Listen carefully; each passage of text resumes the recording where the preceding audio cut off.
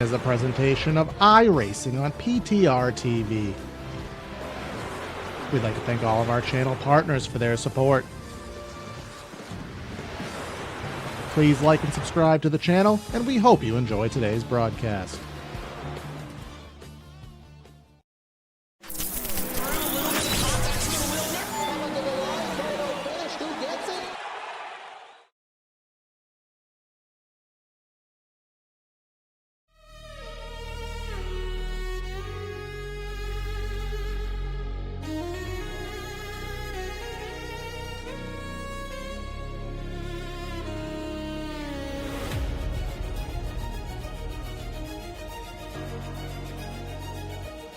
In a season that started on March 23rd for the annual Area 500, we now come to the conclusion here at the Auto Club Speedway.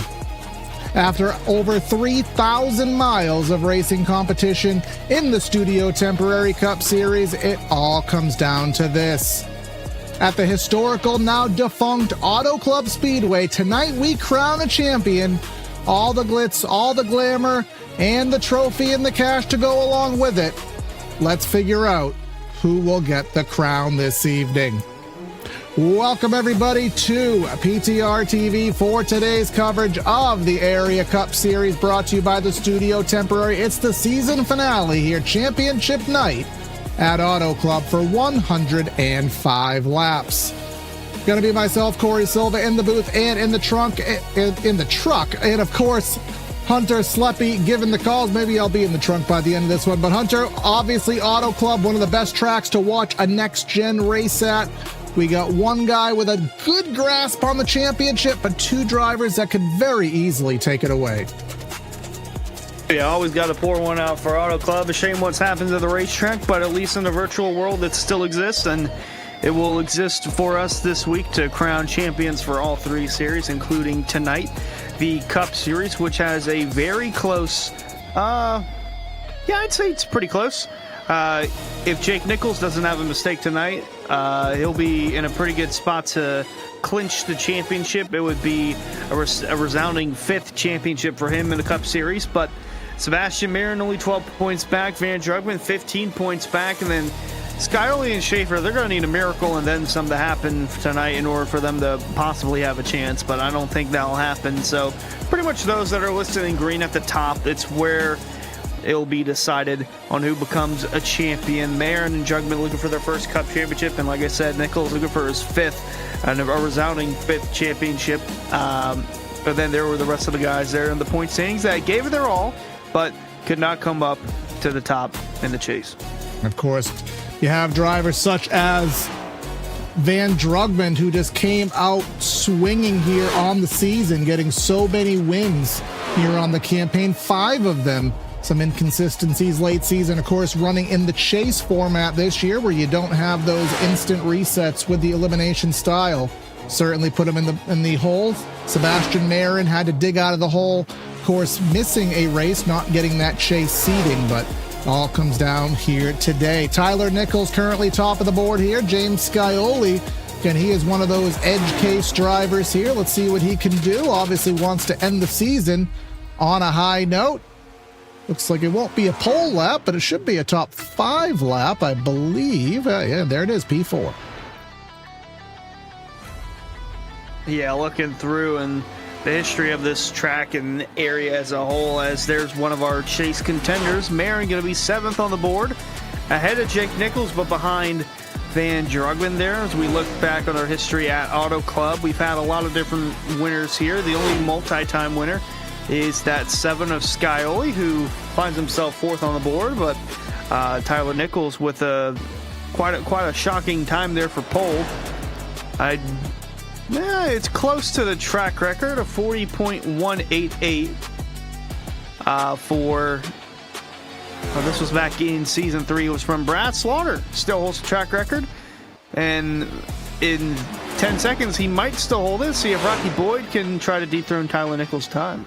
Well, currently on the projection, doesn't look like that is going to be the case here, as we do have ourselves basically a full grid here for the finale. Everybody coming out to support the season finale here at a fun racetrack at Auto Club. 40 cars strong here, taking it to the grid here this evening. Of course, we want to thank everyone tuning in here to PTR TV. If it's the first time, don't make it your last.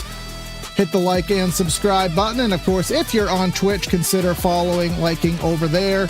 I know there's only one more week of the season, but you can support the league at least with a $5 subscription at least for this last month and get the cool perks that go along with that here. But again, 105 laps. All the other details are as normal, Hunter. So this could be a pack race. Some drivers were saying it can be a lottery pack race, but this also could stretch out. You know, Auto Club also very known for fuel mileage runs.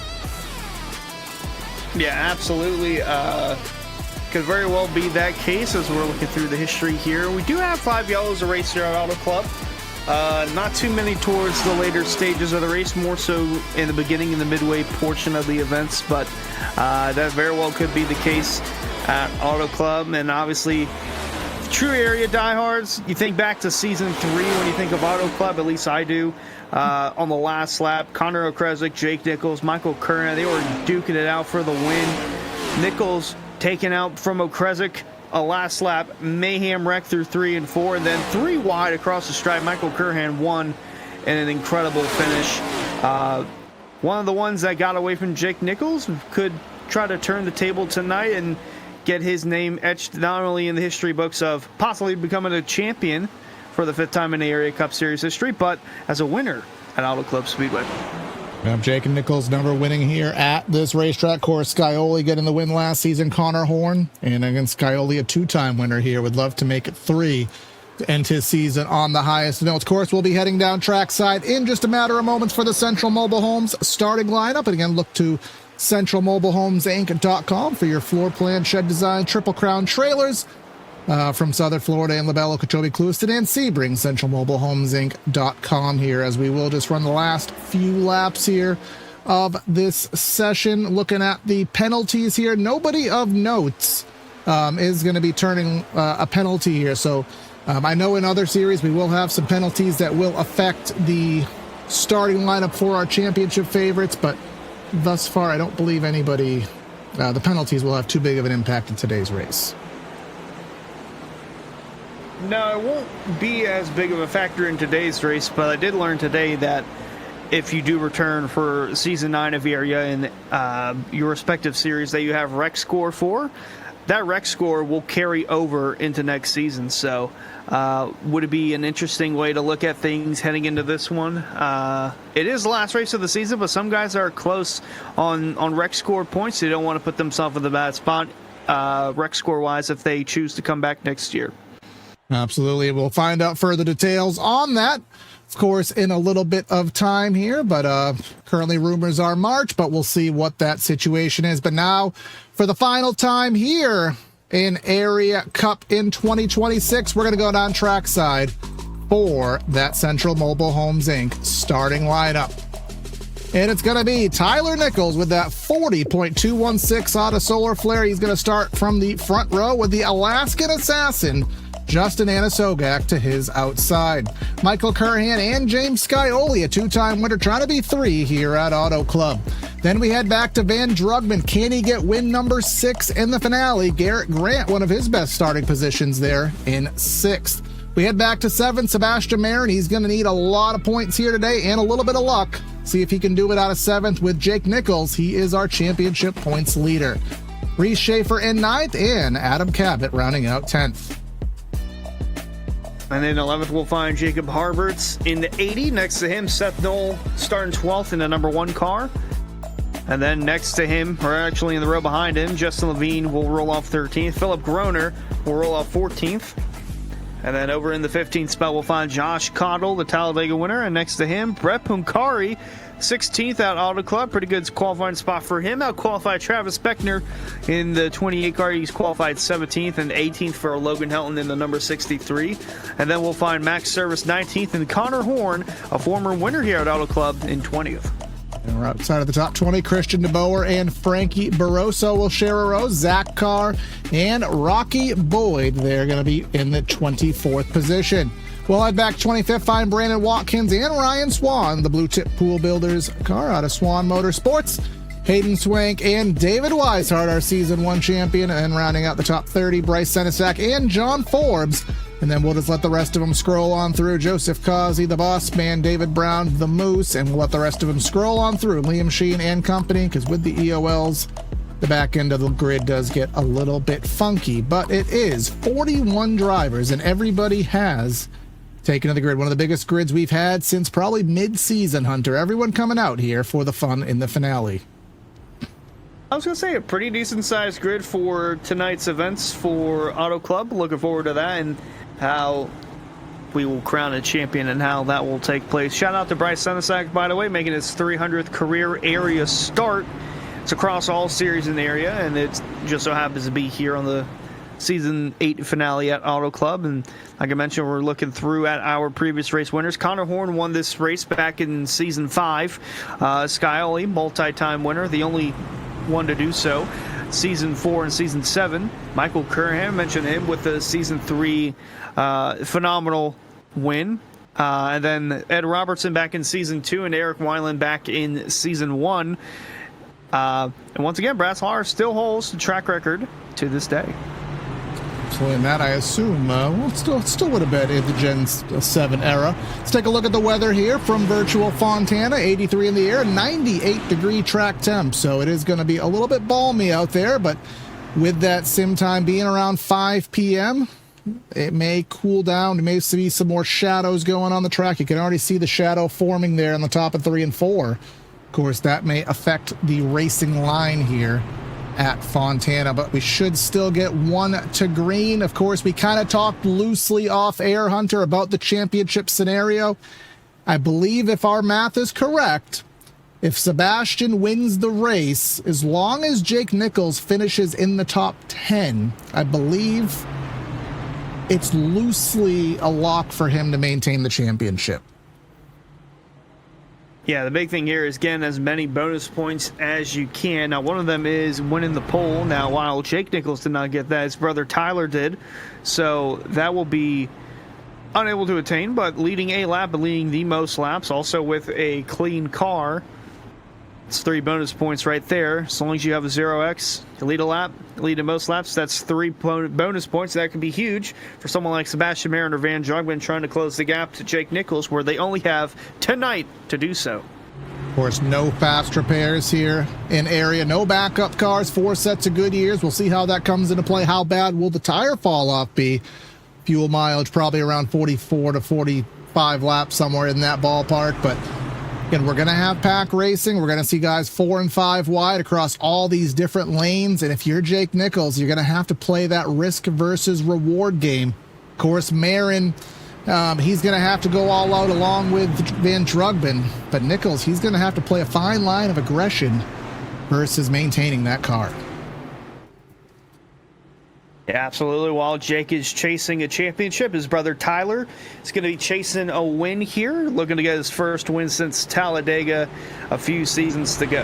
And by the way, his first career pole in the Cup Series has come at a better time than now at Auto Club, as him and Jacinda Sogak on the front row can lead the field to the green flag here from Auto Club Speedway. The Season 8 finale kicks off, and we're underway from Auto Club. 105 laps now underway, a 210-mile race, and we're already fanning out nearly, if not 4 wide, through the center of the corner. Anna Sogak trying to clear for the lead down the back straightaway. And here we go, the runs coming from all over. Michael Curhan will give a push to Anna Sogak here as we'll fan out in 3. Look at Adam Cabot, power move to the inside of Marin. Yeah, we're going to see a lot of that tonight, guys. Trying to send it low, and then guys trying to rim ride the outside lane as much as possible. Even some contact being made coming out of turn 4, but to lead the first lap, it's Tyler Nichols coming through with Anna Sogak on the bottom, and then behind them, you got Skyoli in the 7 and Van Drugman on that outside lane, and then a green car behind him, Jake Nichols. Here we go, fanning out. You'll see drivers all over this racetrack trying to find grip, trying to find clean air, using a little bit of the draft here at the end of these long straightaways here. But right now, Tyler Nichols with the lead. James Scioli in second. And here comes Jake Nichols rocking that outside lane. And just behind him, his competitors in the form of Van Drugman and Sebastian Marin. Somebody slow back of the pack. Yeah, I'm trying to figure out who that was. Oh, Jacob Bell must have had a slide. We'll take a quick look at it. Let's see here on instant replay, and that was just a little bit of a self-looseness there. Good job to maintain the car and not fall into the pits, but he will carry on. Yeah, very bumpy surface here. This track never got a repave at all from its first time back in 1997 all the way up till its closure from 2023. So very bumpy throughout all parts of the racetrack, including the turns, which in the next gen for a couple of years that they ran in real life, I knew that was an issue there. So not surprised that's going to be an issue tonight. And then I really love looking at these guys going down the backstretch. The bumps down the backstretch are just crazy.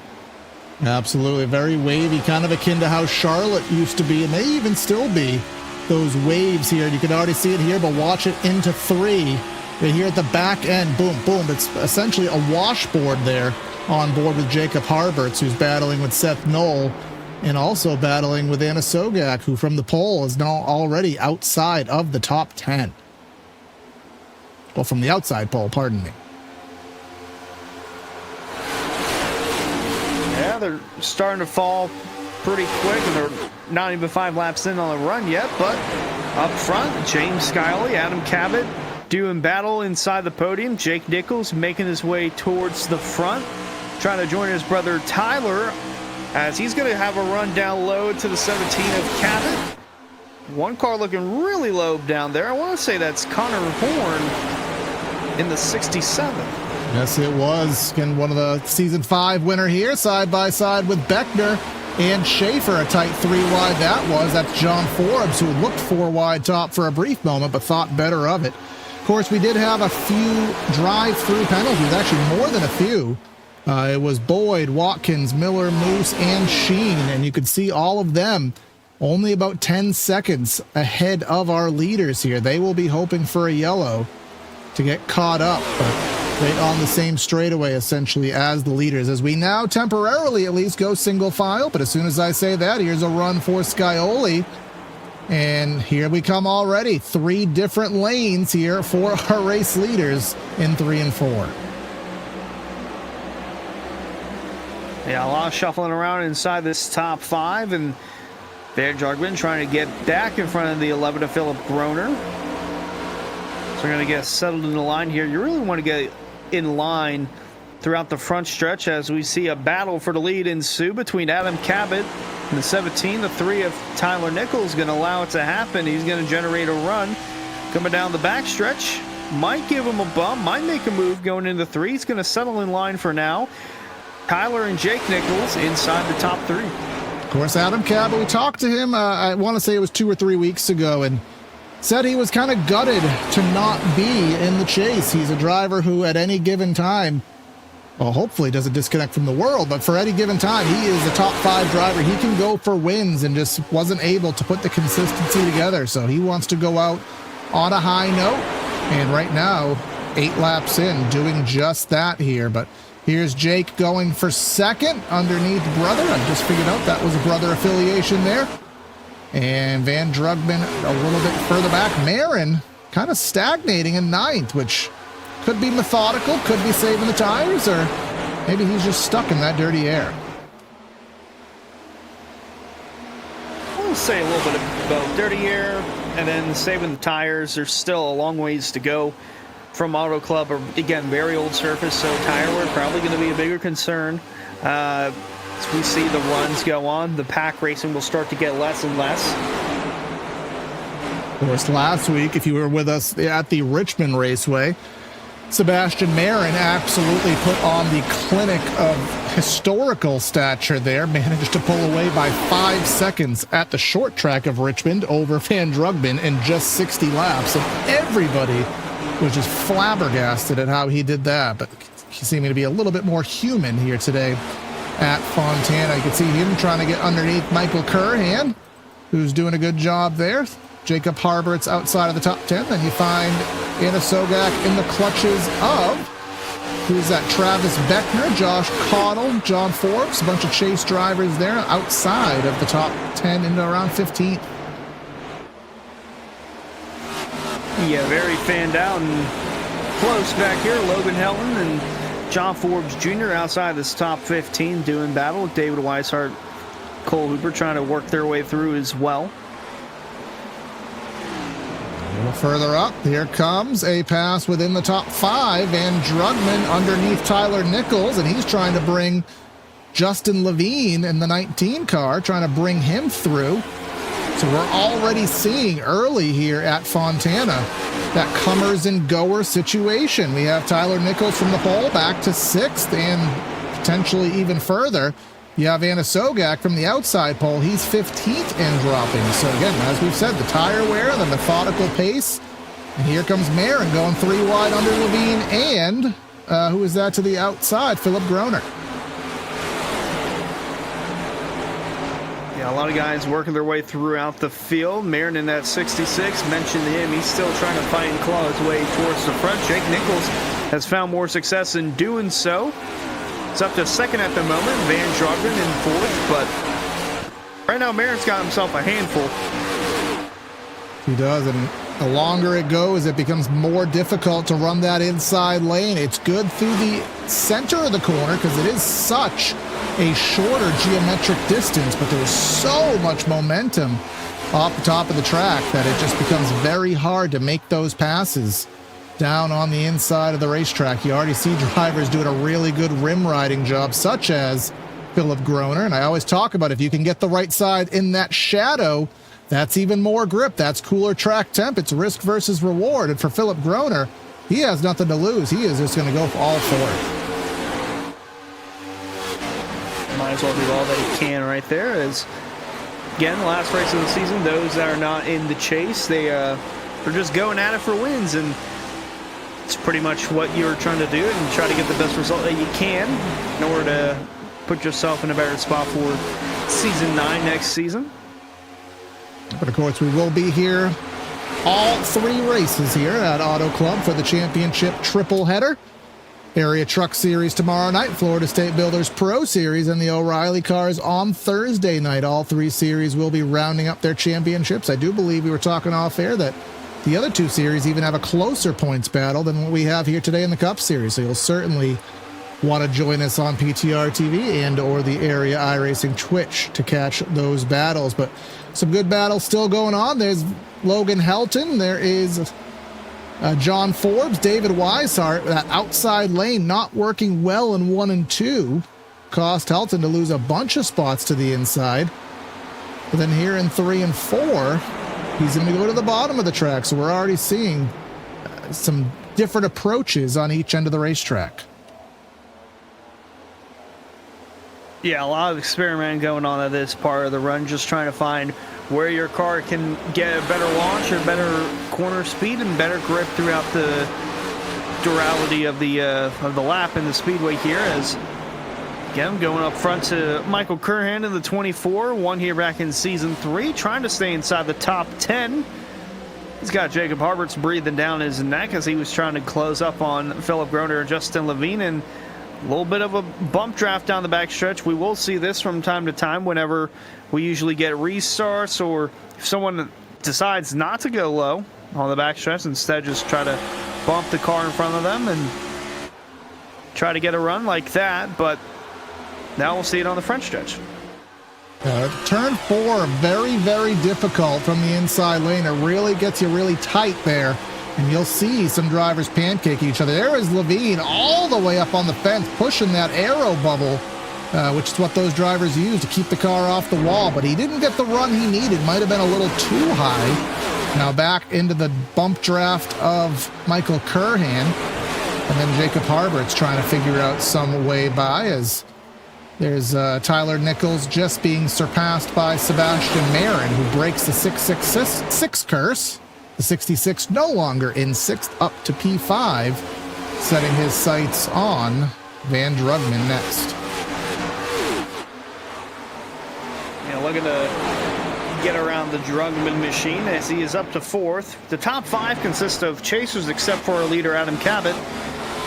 And then Michael Cran is the only chaser inside the top 10. Everybody else is outside and looking to make their way closer towards the front as we see some guys towards the back half of this field try to navigate their way through a chaser.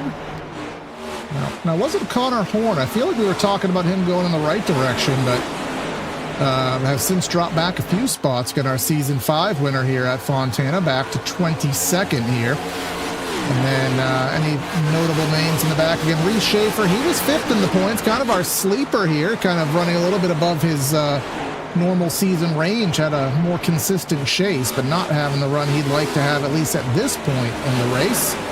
Then, of course, all the way to the back in this time trial mode right now is Jacob Bell after that opening couple laps slide off turn number 4. But here we go up front.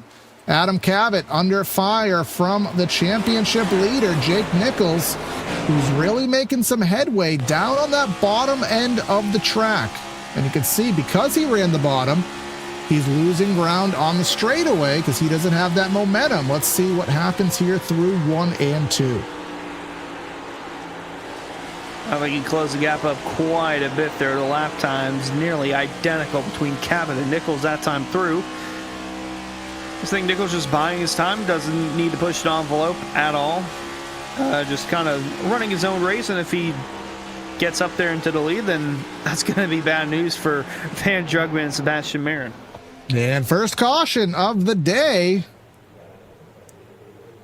Trying to sort out where it is. On the front stretch here. Brandon Watkins doing some agricultural work here. Luckily, this is actually the only part of the racetrack that still actually exists in reality. Is the front straightaway here, and that is Jeremy Miller to his arrears.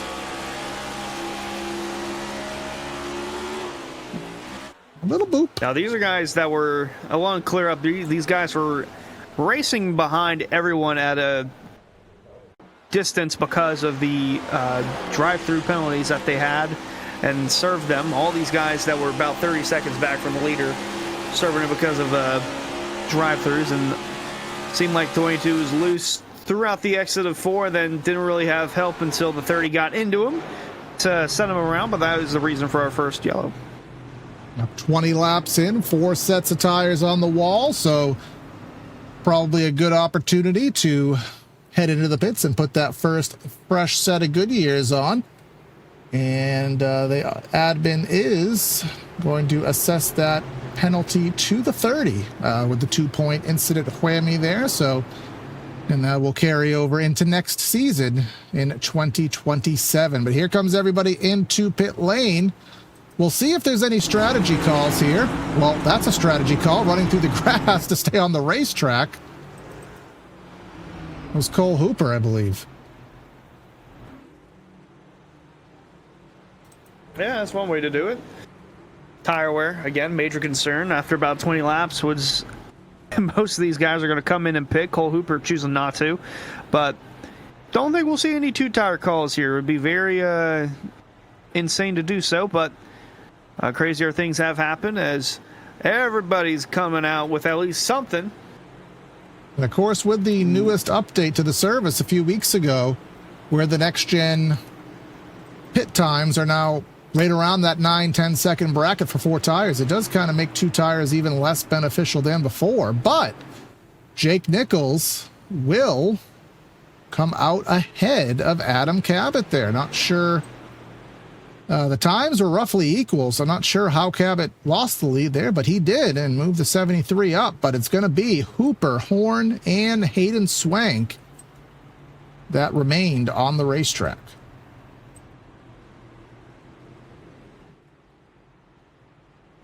Actually, Hayden Swank did come into the pits, but he did drive through the lane without making a stop. The top 2 did not make any attempts to come in. So we'll see what they choose to do, as we probably will get 1 to green, and that's Watkins. He's not on the lead lap, but Horn and Hooper will remain on the track for the 1 to green. And of course, if you have been following all year, you know rickshotsauce.com has all those hot sauces made fresh in South Florida.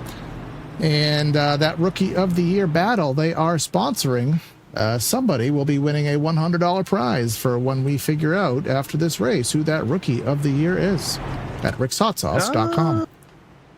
I'm going to go ahead and say, I think it's Van Drugman.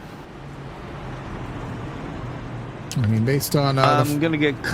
Well, Van Drugman and Sebastian Marin, they are technically rookies in area standards, the Area Cup Series standards. So I believe it is down between those two. Which that is actually...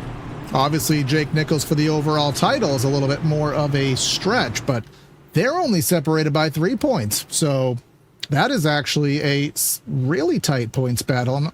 I don't know if they're fully aware of what they got going on, that there's another $100 on the line there, but that'll be fun to watch over the course of the race. You can see right now Marin inside of row 3, and that is Van Drugman inside of row 5. So he has a little bit of gap to overcome, but we're going to have 22 lap old tires firing off here, 99 and 67, 4 fresh Goodyears.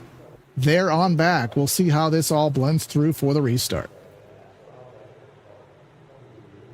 Now, Cole Hooper, Connor Horn on the front row trying to flip the script, get a little something going in both of their directions as they're going to restart on the front row with Jake Nichols, the championship leader, heading into this one, and Adam Cabot in the row behind them. And Cole Hooper gets going. Connor Horn really does not, and Jake Nichols loves seeing that. Drugman's going to look low, try to gather up himself with the 66 and the 73, and now we'll start to fan out 2, 3, and 4 wide, and here comes Jake Nichols looking to take the lead away. Yeah, thus far, those old tires, they hung out through 1 and 2. You could see the run down the back that Cole Hooper did get. Now he's going to go all the way to the bottom of the track, try to get a low entry for 3 and 4. And like 2 Trailer Park Girls, Jake Nichols just rips around the outside right there. He's going to bring some company with him, I believe in the form of Sebastian Marin. And yes, he's going to be up to 3rd, and they are just wadded up behind that. And Cole Hooper's already about to be outside the top 10 after 1 lap, and he was the leader heading into turn 3 and just falling like a rock on those old tires. But Jake Nichols thriving with the new tires. He's up in the lead. Cabot trying to clear himself around Connor Horn, doing a nice job in that 67, staying in the 3rd spot. And Marin and Skyley inside the top 5 with Drugman trying to get through the 7. Yeah, Cole Hooper just pulling the parachute there. I think he realized it didn't work, and he just does not want to get in the way. I cut back there. A yellow car very sideways off of 4. I couldn't tell if that was Jacob again. It was. Well, it was either Jacob or it was Hayden Swank. I think actually it was Hayden Swank. 2 yellow cars, but either way, saves it and we carry on. Oh, we're not saving that. Oh, Anna Sogak coming through, trying to save the car, and he did. It's going to cost him a lot of positions, him and John Forbes Jr. in the 70 there, costing them a good bit of track positions, but could have been worse. Could have been a wrecked race car and then some. I apologize for that little UI flash, folks. I got a little overexcited and pressed the wrong button there, but John Forbes put into the wall there in a reactionary sense to that. But again, we carry on, and here we go for the race lead. Adam Cabot looking to the inside, side drafting, snaking down the straightaway. Goes to the inside, power move into 1, clears for the lead. Will Nichols have enough for a crossover? Answer is yes. They'll drag race down the back. Absolutely. They're going to be door-to-door for the lead. Going into 3, Nichols going to be on the bottom, and Cabot's going to be on the outside lane, and they're going to be dead even through turn 3 as Cabot's really sending it on that top. Nichols can't quite get the grip on the bottom lane, and Adam Cabot's going to come through for the moment with the lead. Connor Horn trying to join the party in that gaggle with Sebastian Marin and Van Drugman in the top 5 as they're all single file going through the turn 1. And absolutely amazing that Connor Horn, remember, he stayed out. He's on 27 lap old tires. We saw how Hooper and Swank did not react well to it, but Connor Horn, he is not just hanging on, he is actually kind of playing a little bit of offense right now, drafting with Sebastian and kind of in a Van Drugman-Marin sandwich here. But he is showing that perhaps staying out is not as crazy of a call as we originally made it out to be. Yeah, the 67 trying to do something to get himself in the right position, and it's working out for him so far. He's inside the top 5, although he might be losing that spot to Philip Groner here. He's falling back just a bit. So he's trying to keep that outside lane rolling and get that momentum flowing for himself, as Van Drugman in the 4th, Sebastian Marin in the 3rd. Again, those two are going to be doing battle for the Rick's Hot Sauce Rookie of the Year battle, as it's come down to the last race, and it always goes down by the championship standings and where the rookies run. Although they're not rookies in the service, they are rookies in the Area Cup Series. So that's why those two are doing battle, and they're trying to chase Jake Nichols down for the championship lead as well. Yes, here's Scioli trying to go again 3-time here at Auto Club, battling with Groner. He'll clear very, very narrowly. He is up to 6th now in the 7 car. And then we head a little bit further back. You find Justin Levine. He's been quick here today. Travis Beckner knocking on the door of the top 10. Of course, Hendry County, we're in the month of August, so they'll be back to racing at the end of the month on August 29th, and you'll see Travis there, HendryRacing.com. Get your tickets and other information of their events to wrap up the 2026 campaign there, HendryRacing.com. But Travis Beckner, and then, that's Douglas Newbigin getting a little arrow loose off of Logan Helton there. Good save there, but he'll lose another spot to Tyler Nichols. It looks like that's going to be the case, as phenomenal driving there as Newbigin keeps it going. Logan Helton, the 63, trying to continue to work his way upwards through the field. There's Travis Beckner again on the bottom, trying to enter the top 10, currently being held by Josh Cottle in that 13. Carl Settle in the line behind Curran in the 24. So really good racing going on. Everyone using every which lane. Only one caution here in the 30 laps, and it will be interesting there with that 67 of Connor Horn, who's drafting here down with Van Drugman, trying to bump draft down the front stretch, which does work, as we've seen. He is going to have to pit within probably, I don't have an exacto number, but probably within 15-ish laps. So it'll be interesting to see how that transpires, because he is still, even at 15 laps, he's going to have to do 2 stops to finish this race out. So, but doing a... Oh, he's saving. He is saving. Connor Horn is trying to get this thing to a window. He has a strategy. Will it work? And will it come to fruition? We'll have to wait and find out. Hey, he's about to get... Well, actually, now the couple cars back there about swallow up whoever that is that's falling back. But top 10 battle really starting to heat up, as up front, Sebastian Marin looking low on Jake Nichols for the 2nd spot as they continue to chase Adam Cabot in the 17. Adam Cabot up by 3/10, and we saw earlier in the race that Jake Nichols did manage to close on him later in the show. But let's go back here, find some guys we haven't really talked about this evening. Joseph Causey, David Weishart. Of course, we just saw Jeremy Miller, who was involved in that little skirmish off of turn 4. And then who else do we have in there? Drew Jua, who nearly won at the sister track at Michigan back in, April or May. Lost it in a fuel mileage race, nonetheless. Seth Knoll back in 22nd. I'm not sure if we missed something with him or if he is just not feeling it here today, but that one, very seldom you see him back in the 20s. Yeah, not the run that he wants, and not the way he wants to end his season. There's still a good bit of racing left for the one to try to turn that around and get it back going in the right direction. But Patrick Moose in the 45, he had the drive-through. He's up to 23rd after that yellow came out and bunched everyone back up. He was in that pack that was racing 30 seconds off the pace. But up front, the 67 of Connor Horn again, fuel saving. He's going to lose his top 5 position, though, as Philip Groner and James Scioli work their way around him. Now Connor Horn is in the clutches of a lot of drivers here. And again, we do some rudimentary math. We weren't given a fuel number here. If anybody has it, please let us know in YouTube chat. But typically, I'd say 45, 48 laps. So if you do 48 laps, that's 96. That still leaves you 10 laps short of the race. I don't see how Connor Horn's going to do this on one stop where everybody else, I believe, is in position to do it on one stop. if it goes green, which is the big asterisk, so this got to stay tuned. There's Philip Groner doing a great job, ripping the top higher than many, getting a great run off of 4, and he may be setting himself up for a move on James Scioli here into 3. Now look at her rip that outside lane, trying to do everything he can to slow the car down and get the run. He's going to have a nice run here. Oh my God, look at this run, and he's shifting, and I'm not sure we'll keep an eye on if that's the commonality here. Shifting at a 2-mile track would have never been on my bingo cards 10 years ago, but that's what we got going on here. It's giving him runs. Certainly ain't going to help the fuel mileage, but let's go up for a battle for second. Marin trying to make a move underneath.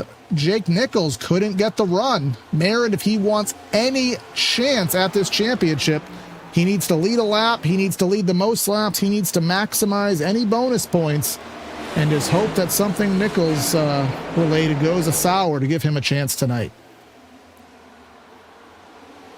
Yeah, going to need everything to go in his way, Sebastian Marin, to try to navigate his way to becoming a champion in the Area Cup Series. But running in third for the time being. We're going to have a really strong run, but can't quite get beneath the 73.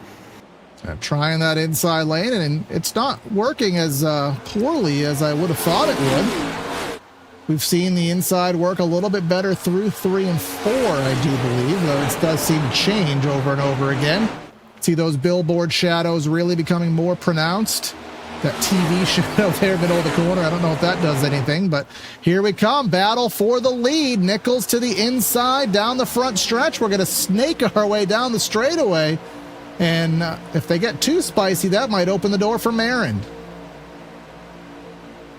Yeah, Jake Nichols, new leader of the race for now, as he's looking to come up and clear the 17 of Cabot. Now, will he have a run?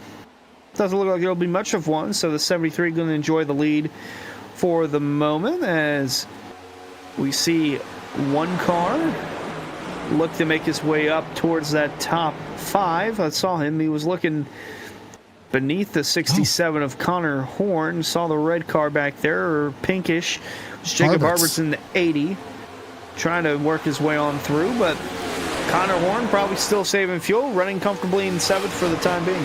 I'm sorry, I'm just still floored at how high this 11 car is running. He is doing this more than anybody else. That is the epitome of running the high lane, and Jake Nichols, he's being forced to do it up front because Adam Cabot's there side by side with Marin. They're going to maybe bang doors down the straightaway. Nichols trying to snake to break the draft, and now we have a 3-way battle, and here comes Van Drugman going on the high lane. And Drugman going to try and take advantage of this, get an outside lane push with the momentum that he's got. Jake Nichols going to snake his way through. That was almost catastrophic there between Drugman and Marin. Van Drugman getting around Sebastian, using the high lane now, switching back. Marin dedicated to the bottom, which the bottom usually better on tires. It's usually a long run play. The top is usually the short run play. Right now, Van Drugman, he can't afford a short run play. He's also in the position Marin's in. He needs everything, and he needs it now, and that's what he's going for. Trying to go for that lead. Can't quite get up to it just yet, but Cabot keeping control of that outside lane, and he's going to swipe low on the 73. Now Marin's going to try to look low on the 56 as they're door-to-door for first, door-to-door for third. 5th and 6th are waiting in the wings, and Scioli and Groner, and to the lead once more, Adam Cabot in the 17, trying to clear Jake Nichols. And here we go, slider up the track, and here that's going to set up for a crossover. It's going to be Nichols to the inside, but now Marin might have a run. He will stall out. Van Drugman will get the run now underneath Cabot, entering turn number 3. And this has all brought Scioli and Philip Groner in. Now as we go later into the run, we're not separating, Hunter. Later into the run, they're getting closer and closer. Oh, big move by Marin. Yeah, really big move from the 66. Going to go 3 deep and past 2 of them on the front stretch. Has his eyes set on the leader, Jake Nichols, in the 73. Once again, trying to chase him down for a championship. One car all the way up near the wall. That's the 11 of Philip Groner, trying to do whatever he can to get a run down the backstretch. And he's going to get it. He's going to close in. Here comes a little bit of move. Here comes Scioli to the inside of Van Drugman, and it's watch that 11 just park it on the fence. Really, nobody's running up there. He's going to get it pointed, get on the throttle, and let's just watch that momentum pile on through. And it's going to get him somewhere. Where does he take the momentum? Is he going to go high? Is he going to go low? Well, Scioli will shut the door high. Keep it in line for 1 and 2. Try to live to see another battle. There's Marin to the inside of Cabot, and he will clear for the spot. He ran the inside, but was able to keep the momentum up where Cabot couldn't make a charge. And now that'll give Marin the opportunity to run his own line. He'll run the top on his own accord this time through, and Nichols running a little lower, and here we come. Here's the wind up. Here's the pitch. And Marin trying to go for the strike down the middle. He's looking inside, and he's going to have the lead. It's going to clear Jake Nichols by the time he gets to turn 1, just barely. The 73, though, going to roll the outside, and Marin's going to have to try to come up and shut the door immediately before the backstretch, as the 73 is going to have a run. Now Marin's going to try and break up that draft and give him no other place to go but outside, and Nichols is going to actually go with him in line through 3. Actually going to go a little bit higher, but now the top 3 in the chase standings are top 3 on the leaderboard. Absolutely, and again, first and third need the Hail Mary. Second just needs the good solid day, but it's very hard to tell a racer who sees the lead just to play it easy, think long picture, think of the big picture. It's so hard to do that when you see the win right at your grasp.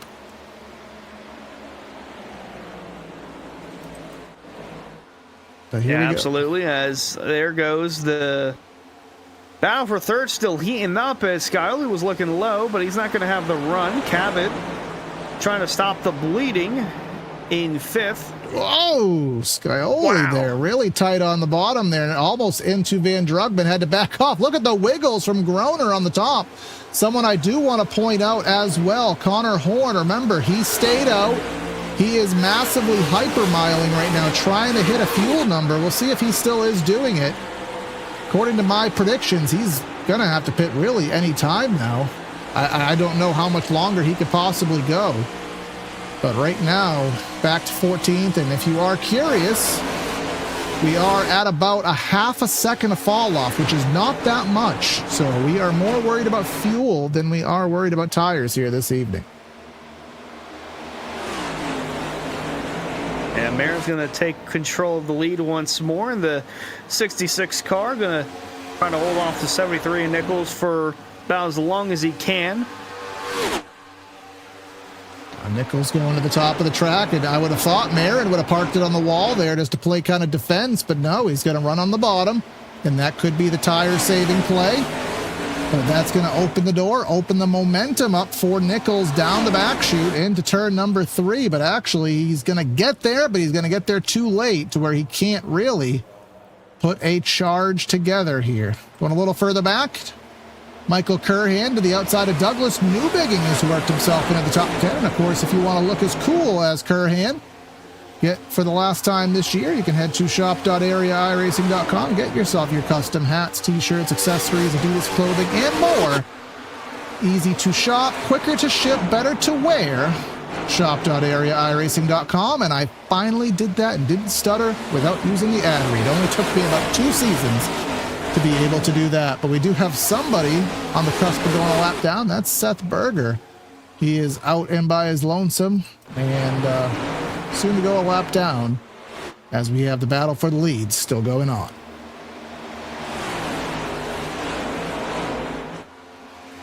Still heating up between these top 2, and now the third place driver in Van Drugman trying to close the gap and make this a 3-horse race going into turn 1. There's still going to be single file. So they're fanning out 2 and 3 deep behind him. And fanning out, you can just see how this dynamic surface that iRacing provides and how well it is working. How the entirety of the racing surface here is rubbered up. So essentially, there's not really a preferred groove. It's wherever you feel that works best for your car, your driving style, your aggression level. But right now, it does seem like the bottom is working better in 3 and 4. Top seems better in 1 and 2. That makes it a very difficult game to get at the right side of the track on each different end. But Nichols looking to the top here in 1 and 2. See if he can put it together. Looking to try and keep that 73 rolling through 1 and 2, but can't quite get anything going. He'll have a little bit of a momentum push down the backstretch. Van Drugman again going to be behind him, but it's going to bring him closer to the leader in Sebastian Marin. Okay. Once again, these top three, they're setting themselves apart from the rest of the field because they're starting to build a gap now between fourth place James Skyley and everybody else. And I did point out a little bit ago, and I just want to re-reference it. Douglas Newbigging, who has been up 29 spots on the day, just cracked the top 10 in that number 71, one of the better runs we've seen of him here in this 2026 campaign, and he is not stalling out. He seems to be ready for more. And Curhan, Caudle, who we haven't really talked about. Here comes Groner and Harberts. Of course, Groner we've talked about a lot here today with his aggressive lane choice right up there on the fence, but Abbott seems to have overstayed his tire welcome here, and he is starting to tread backwards through the field as here comes a big move by Nichols to the inside. Going to lead at the line. He's going to come up and clear himself in front of Sebastian Marin. Marin's going to try and send it down deep into 1 and 2 as Nichols looking to generate a run to keep himself ahead of the 66 car. As Van Drugman's going to be closing in on this as well, but Sebastian Marin going to have to get in line soon. He will. Now going to push it for 3 and 4 on the bottom. Yep, but he can't make it happen down there, or if he can at least stay on the left rear fender, he can side draft down the straightaway, but now that momentum loss is going to pull. Car on the wall. It's Philip Groner. Groner got on the wall off turn 4, and he's falling fast. Yes, he is, and he is very slow. Let's go back and check that on instant replay here, coming off of 4. Oh, yeah, he just got loose, hospital wobble, right hand hook into the wall right in front of Harberts. That is not just cosmetic damage. There may be a toe link there damage. You can see that right front is not looking pretty. No fast repairs here, and a clean green race so far. It's going to be hard for him to get that fixed. Yeah, that was such a good run inside the top 10, trying to crack the top 5, but up front for the lead, Marin looking low, Nichols trying to stay high, door to door through 1 and 2. These guys again trying to swap places. Nichols trying to get the run on the outside, and Marin's going to come up and clear, but Nichols will have a run low. Just a crossover game, and almost makes you feel like you're at a dirt track here watching sliders and haymakers and crossovers. But watch Marin, he's falling back on the top, but he's going to wind up. He's going to get the momentum. And where is he going to go with it? He's going to go right to the inside. Now Nichols is going to try to get to the right rear and pull him back, try to maintain. He won't be able to. And will Marin be able to sustain? I think this time he will be able to sustain. Yeah, for the time being, he's going to hold his own there. Van Drugman looking to close in and try to get around Nichols for that second spot, but to no avail. And now Skyley trying to reel the gap into the top 3. Worth noting as well, last time through, Connor Horn did make his pit stop. 1 lap down now in 37th. He is in the free pass spot. It's going to be 50 to go. He'll be 52 for him to make the end of this race. I suppose he probably can make it. He's going to really have to still hypermile it. Still waiting for the rest of the field. They should still have approximately 10 to 15 laps before we see the rest of the field pit, as here comes Van Drugman all the way to the bottom of the track down the backstretch here, trying to break the draft, and he won't maintain that momentum, falls in and remains in 3rd. Trying to do that and to keep himself from going back to 4th, as Skyley again, he's closing in on this as the run continues to go on. And now Drugman, I thought he was going to look low. He's just going to follow the tire tracks of Nichols hanging into 1. Late run here, again, 40 laps in or so, 36 to be specific. And Jake Nichols falling back to third, which, again, in the grand scheme of the championship picture, will refresh your memories of anybody who joined late or just has a short-term memory. Jake Nichols up by 12 on Sebastian Marin, up 15 on Van Drugman. Again, it's an extra 5 points to win. One position down is 1 point after that.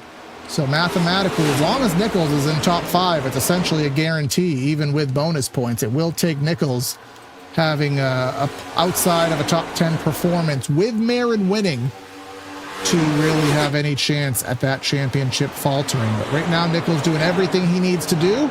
Marin doing everything that he possibly can do by leading this race.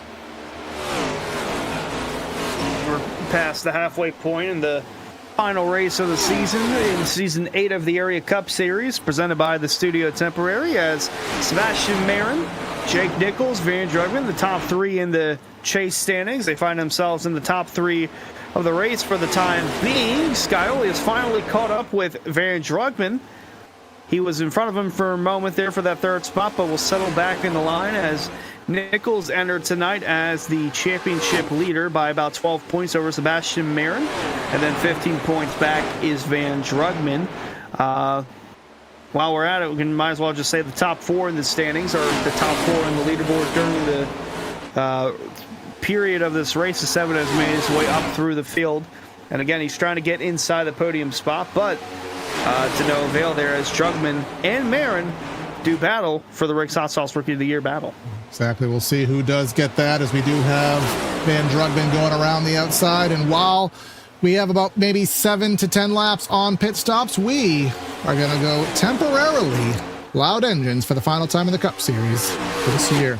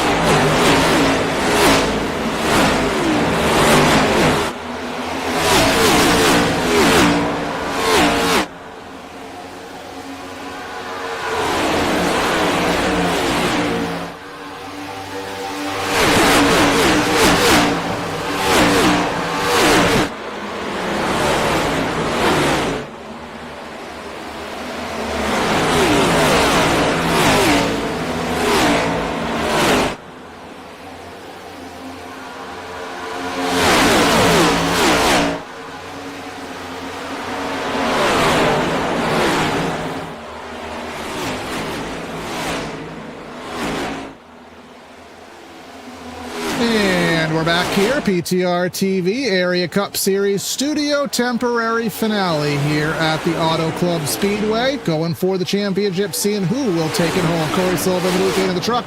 Hunter Sluppy here with the calls. Here we are past halfway in a race that has only had 1 caution. And the leaders are still under a blanket here. Pit stops have started. We did have Justin Levine. We do have Philip Groner in. Connor Horn made his pit stop a while ago. He was on an alternate strat, so we are waiting on the leaders in essentially any time now.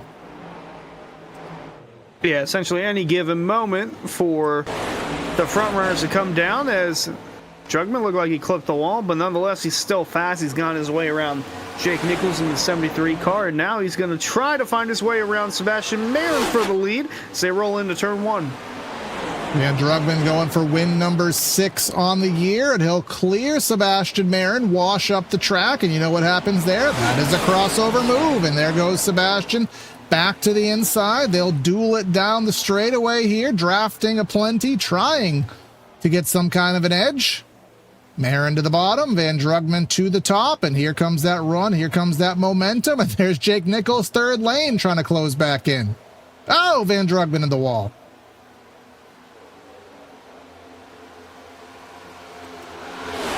They're door-to-door for the lead, and Nichols just going to go with Van Drugman on the outside. Marin going to be all on his lonesome there on the bottom. Start working their way through 1 and 2 again. Drugman going to be the leader. Marin going to try to stay alongside of him, but that draft is going to kill him. As there comes Jake Nichols. He's gone by the slipstream of the 7 of Scioli, and now he's going to try to get up to the bumper of Drugman, but Marin's going to send it deep into 3 and 4 on the bottom. Going to have the lead and try to slide up. He might not be clear, and he won't be. So Drugman going to stay in front. Here comes Jake Nichols with a massive run. Marin really had to check up there, meeting Van Drugman on the high lane off of 4. Lost all his momentum, loses 1 to Nichols, loses another to Scioli. Highest he's really been on the day here. Now he's going to be stuck 3 wide. It's going to be Nichols on the top, Marin in the middle, Scioli on the bottom. They really come close to meeting off the exit of 2. And don't look now, that's Michael Curhan. He is in 7th. Logan Helton, he's in 6th. Where did he come from? I mean, it just keeps happening, and they just keep getting bunched up. And oh man, this is some great racing as Drugman's trying to stay off the wall and in the lead. Jake Nichols trying to get away from Sebastian Marin. There comes the 7 of Scioli just trying to follow suit with the 80 and the 63 to join them in the party. It's a 6-horse race for the lead. Michael Curhan in the back trying to make it a 7-horse race. If they keep racing like this, he'll get up there. We do have pit stops. David Weishart in, as well as a few others who have made their stops. Weishart overshooting the box here, but pit stops are aplenty here. Lap 67. Here's Scioli with a dive, a huge dive to the inside. He's going to clear 2 of them. He's going to try to blend up in front of his teammate here. I think he will. 73 too far back. He'll get into the draft. The 7 will of Marin as Van Drugman up to the race lead. Put your guesses in our chat. How many lead changes are we going to end tonight with, folks? Because it has certainly been a myriad of lead changes here. And looking to have so many more here as we have 37 laps to go.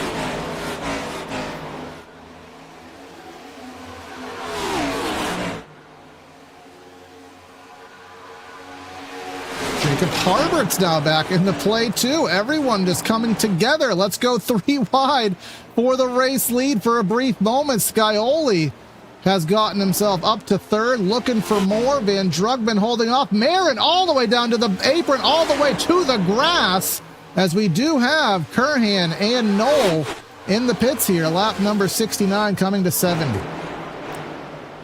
Yeah, finally coming down pit road. Some of the leaders are making their stops, and it's coming at a crucial time because they are door-to-door for the lead. Drugman and Marin, the top battle for the Rick's Hot Sauce Rookie of the Year awards. Going battle for the win. Trying to do everything they can to get in front of Jake Nichols in the point standings, but with the 73 being right there, it's not really helping that cause out, but Marin's going to hold on to the lead for the time being as Drugman crosses him over. And the 7 of Scioli just following through whoever can get the better run in the 1. Jacob Harbert's in. He was in the top 6 as well. But again, if you're watching late, Rick's Hot Sauce sponsoring the Rookie of the Year battle. Marin up by 3 points over Van Drugman. So if that is a $100 bonus on the table for whoever gets that. And it's only a matter of a couple positions.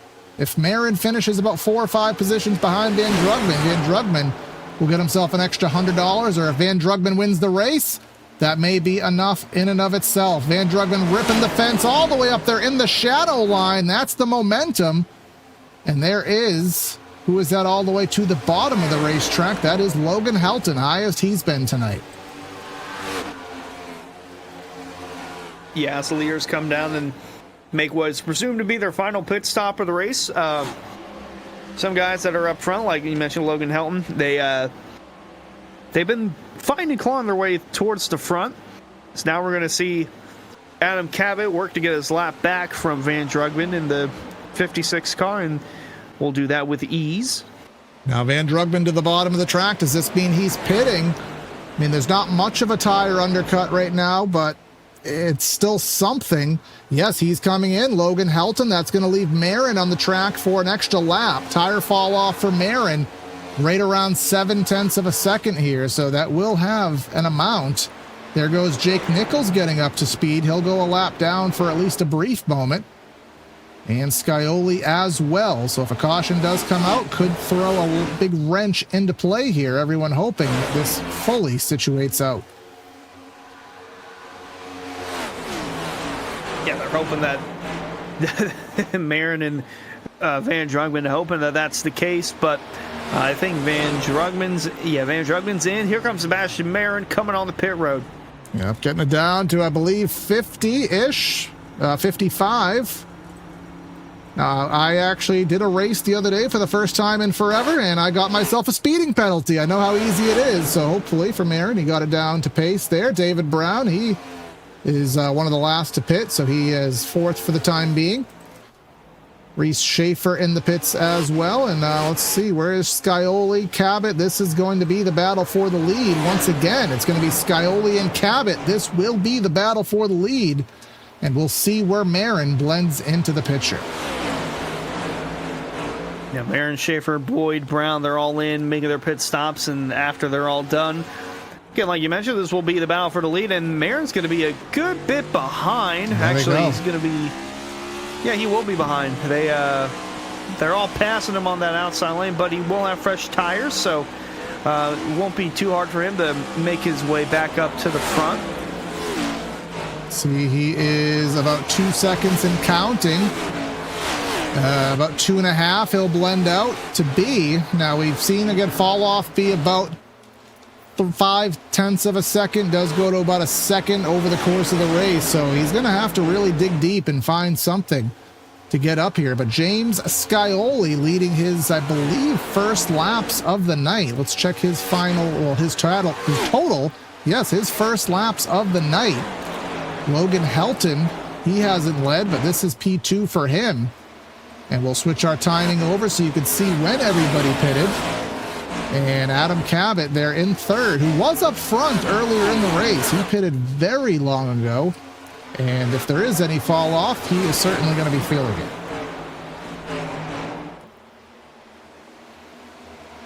As he's trying to do the best they can to put himself in a winning spot. Started the season strong in Daytona, was consistent enough to put himself in the spot to contend for the championship, but just has not quite worked out the way that he would have wanted to. He's currently 8th in the championship standings, so could always move up in the standings towards the end of this one, with the final 40 laps headed up for us as James Scioli continues to lead, and that is the lapper of John Forbes Jr. in front. Yeah, not someone who I expected to see going a lap down. Again, I don't know if anything happened. I don't necessarily see any damage, I don't think, to that car, but something has gone astray for him here this evening. Was 9th in the chase points, 2 top 5s, 5 top 10s for John Forbes Jr. here on the season. But James Scioli leading this race. Seth Knoll, remember we were talking about him earlier, like why was he in 20th? Well, he has solved that picture. He is up to 6th. He has 2 lap older tires than everybody else, which is too big of a deal, but he is in the play ready to fight. And who else is ready to fight? Helton and Jake Nichols.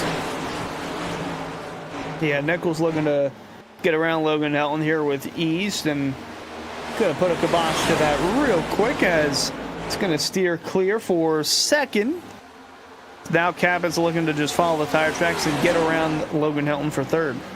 Absolutely, and it's about that time in the race where we've talked about a lot of the partners here. We want to thank all of them who've been with us here for area, helped the league out over the course of the 2026 season, a lot of them returning from 2025 and prior seasons. One of them being Blue Tip Pool Builders. And they could still take care of your pool, your outdoor lounging area, dynamic lounging kitchens, all that outdoor stuff. Get you ready to entertain here in the late summer months. Head to bluetippools.com. Your outdoor area will look a little bit better than Ryan Swan's right front fender. He's doing his best there in 37th. Yeah, looking to have a better run tomorrow night in the Truck Series finale from Auto Club, where we will crown a champion there between Cole Cabry and Garrett Conrath, the only two that are mathematically still a part of that, which we'll be able to find on PTR TV tomorrow night. But still got a cup race to settle and a championship to be decided, as well, it could be won by both Jake Nichols. Now, it's not the old Final Four format where you have to be the best of the Final Four. Usually that time it would be the driver that would go on to win the race would also go on to win the championship. But Jake Nichols could do that even in this new format. Yeah, he is adding to his lead, which is completely opposite of what the others need. Now, Sebastian Marin, he did, remember, exit the pits 2.5 seconds behind the race leader. And as you can see on the graphic, he's already ate that lead in half, down to 1.2 en route to closing on in and trying to make another stab at it. And then you go back to Van Drugman. Again, Van Drugman, if he wants to win that $100 Rick's Hot Sauce rookie prize, well, he's going to need to giddy up on the wheel here and not just get to Marin. He's going to need to get to Marin and clear him by a few spots. He does have equal tires to Marin, but right now just doesn't have what he had earlier, but he might have that long run pace. As the battle for the lead continues to heat up, Logan Helton in the 63, Jake Nichols in the 73. Door-to-door for the lead, and Nichols cutting off Helton. They're going to try to swap places. Helton's going to go higher, and Nichols trying to force him higher. The 7 of Skyley lurking, same with the 80 of Harberts and the 17 of Cabot. Both those guys side by side for position, not part of the chase at all. They're trying to end their season on the high note with a win. Now, of course, in IndyCar and other forms of open-wheel motorsport, you can make one block, you can't make two. Well, Nichols block low, block high there. I'm sure Logan Helton, he is going to get up on the wheel here and try to get a better run to not allow the 73 to make that run, but he is now going to be stagnated by the fact that the 7 got to his left rear, maybe pulled him back just a little bit, stagnated that run. Now he's going to try to rip the fence, again, go in that shadow line, that cooler track. And it looks like he is forming a pretty good run off of 4. Here's the toe. Here's the suck, as DW would call it. But he's going to get there a little too late to be able to make a move into 1. And he's looking to get a higher approach, although he's going to look lower this time. Try to get ahead of the 73 of Jake Nichols. They're going to be door-to-door for position. I don't think it'll be enough to clear. It'll be enough to kind of side draft and keep him in view. Yep, there he goes. That was what exactly he needed to do, and now he's going to sail it on in there and try to clear. He's not going to be able to clear, and there's the 73 just wrapping the outside, but there is Marin. I didn't think with the lack of fall off that we had, he'd be able to eat 2.5 seconds as quickly as he did, but he is Sebastian Marin after all. He's closed that 2.5 seconds, and here he is, right to the back bumper of the leader. Yeah, he's closed up the gap to Jake Nichols, and he's going to get behind him. He won't be alongside of him yet, but there's that pack of cars there. All 9 of them that are running in that picture, the last one being Van Drugman. So they're working their way through 3 and 4. Nichols again leading on that outside lane. Marin went a little bit higher, trying to diamond down, get a bit of a stronger run through the exit of turn 4. And now Nichols is going to try to snake method to keep everybody behind him. And this is where the old aero blocking comes into play. Is it's a little harder to do here at Auto Club because there are about 5 different lanes versus maybe 2 or 3 at a Chicagoland or a Charlotte. But now Marin goes to the inside. You expect that momentum to falter. There it does. Here's a little bit of snaking. And where will Nichols go? Where will Marin go? It's a complete guessing game. Marin to the bottom. Nichols playing the defensive line, running middle, and there goes Logan Helton. And Van Drugman all the way ripping the top, trying to close back in. And rolling on through, a lot of jockeying around back there, but up front, the front 2 still remain the same, that being Nichols and Marin coming through. Helton trying to hold on the 3rd. Skyley's going to look low. Harbert's going to look lower. And then up front, the 66 looking low for the lead. Trying to get it alongside. Won't be. he'll just follow him down the back.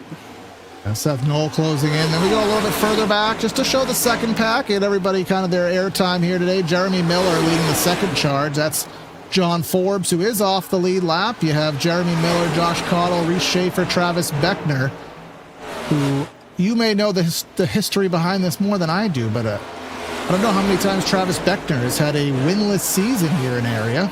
But if he doesn't get one in today, tomorrow, or Thursday, it might be a winless 2026. Beckner, I know he wants to change that. Do we have Justin Levine coming into the pits with 20 to go? Not sure if this is scheduled or not.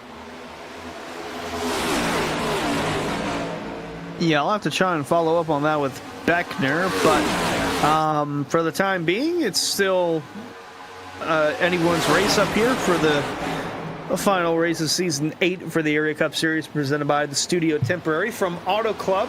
We've had one yellow so far, and the rest have been clean and green after the lap 19 excursion, but Sebastian Marin leads his way through with Jake Nichols behind in the race, but in front of him in the championship standings, and Logan Helton trying to end his season on the high note, running in the third spot all the way up high through 1 and 2. And caution, just said one caution on the day. Well, number 2 is right here. And Rocky Boy Drew Jua having some major issues. Rocky Boyd in the entry of the pits. Drew Jua is significantly damaged right side. We will go back and try to sort through. Well, not too much in the way of debate on what caused that one. Drew Jewett is struggling on the bottom there. Washed up into Rocky Boyd, and I think Rocky got off on the easy end there. Well, I mentioned it. First yellow came out with 19 laps into the race. This one came out with 19 laps left in the race. And the admin said that there was a net code between that, so no incident points will be given out, but it's going to bring everybody else down pit road and going to bunch everyone back up for a restart. Yep, everyone will have. Obviously, we're given 4 sets of tires, and most everyone has used 2 of them, so still plenty of good years on the wall, and I imagine this is the perfect opportunity to change them. Will anybody choose 2 tires? Now, remember, pit stops finally in iRacing are 10 seconds for 4 tires. 2 tires right around 7 seconds, so it's not as advantageous, but will anybody try it regardless? Well, we'll find out in a matter of moments here. Into the pits. Probably won't need fuel unless you want to protect that car balance. But there's Jeremy Miller, the back end of the field coming in.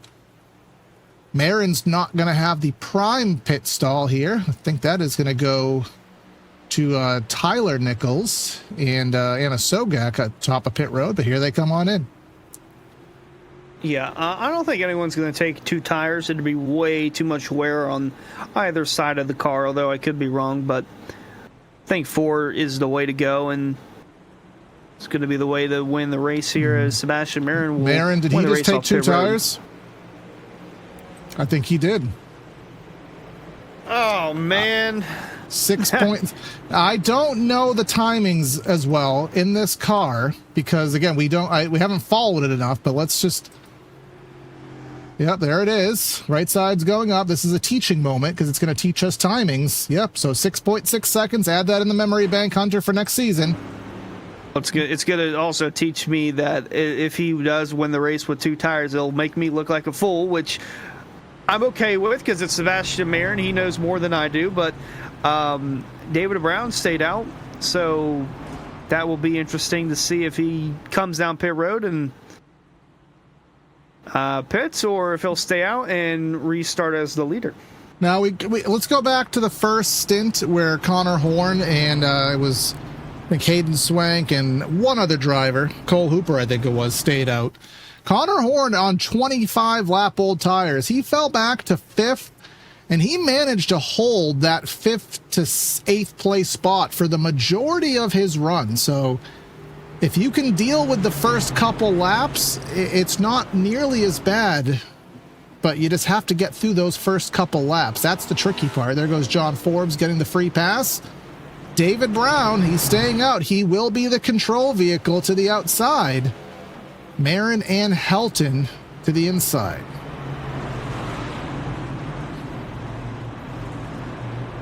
Yeah, this will prove to be a very different restart, and will shake things up a good bit. Car that completely stayed out, David Brown. Now, he was one of the last ones to come down pit road and take tires, so there is that, but going to be interesting to see on an aged surface like this how it's going to play out with everything on the line for the championship between Sebastian Mayer and Jake Nichols and Van Drugman. This is going to be super interesting to watch. If you think we've seen some great racing, some aggressive making, racing 5 wide, 4 wide, changing lanes, crossovers, now it all comes to fruition. And again, the championship picture, one to watch. Van Drugman did take 4 tires. Marin did take 2. Van Drugman back there in 6th. Again, that is the Rick's Hot Sauce Rookie of the Year battle. Actually, no, let me pardon me. Van Drugman also took 2 tires, so that was the predominant call in pit road. Jake Nichols first on 4. Pace car is in. 15 to go here in the 2026 Cup Series season. Let's get restarted once again. Oh, no! Oh, wow. We're stacking up. We're not wrecking yet, but we're stacking pretty big, and surprisingly, Sebastian Baird was the one that did not go on the restart, and they were 3 and 4 wide, trying to avoid wrecking each other, and they're going to do that through 1 and 2. Adam Cabot, black flag. Oh my goodness, look at this. Look at this mess. And somehow, I don't understand how we are still all facing the right direction. Marin obviously did not fire off. He's back to 5th. The black flag to the 17. I don't know if it's going to get cleared or if it is valid or not, but that's going to certainly hurt his run. But Harbert's, the Red Sea parted for him. One spinning on the front stretch. Now we're wrecking coming into turn 1, and that's probably going to bring out the caution once more. Anna Sogak and Bell and a few others there. Anna Sogak, remember, he started today's race on the outside of the front row and started well, did not finish that way. Let's try to figure out where this stemmed from. That's Philip Groner, who got pushed to the aprons, and then we'll have to keep an eye on that from the top-down perspective, I suppose. But why did Philip Groner get... What happened to him there? He's to the inside of Frankie Barroso. They made contact. That threw him all the way down. And then it just... Everyone just bouncing off each other effectively.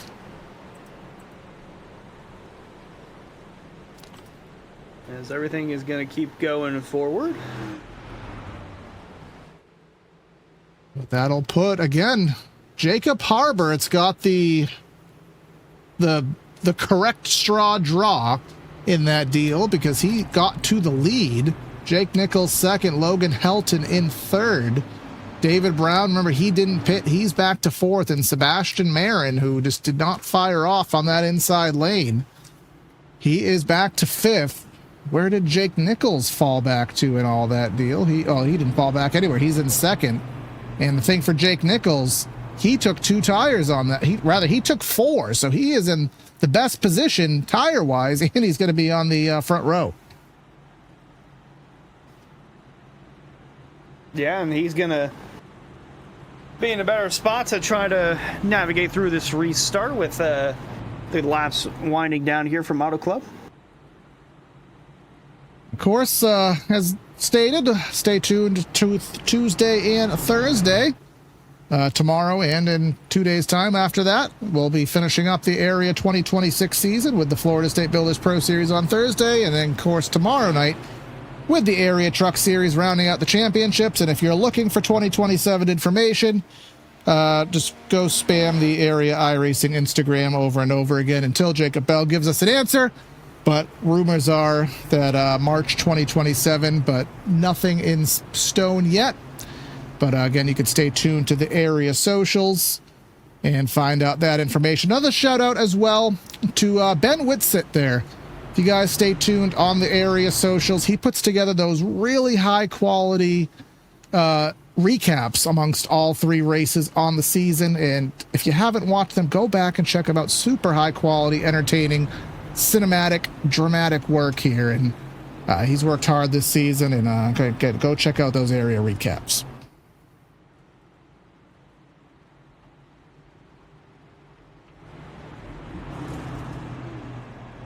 All right, should be getting the one to go this time through. Boy, what a way for Jacob Harberts to cap off the season that he's had with a win here. Only 2 top 5s and 5 top 10s to his name. Looking to get that goose egg off next to those with a win in the column heading into the off season. Well, it would be nice to, even if the whole season as a whole didn't go the way you'd want, if you can at least end it in a positive manner. I go back, in the real world, Hunter, I think of 2012 when I think of ending a season on a positive. You think of Jeff Gordon, 2 races to go, has that Phoenix fiasco and everyone wondering if he should get suspended and how his season went. And then what did he do? He won the next week to end on a positive note. So if you can just go out on a high note, certainly will raise your spirits for 2027. And again, we'll come down the back straight away and 10 laps to go, but we do have overtimes available if we need them.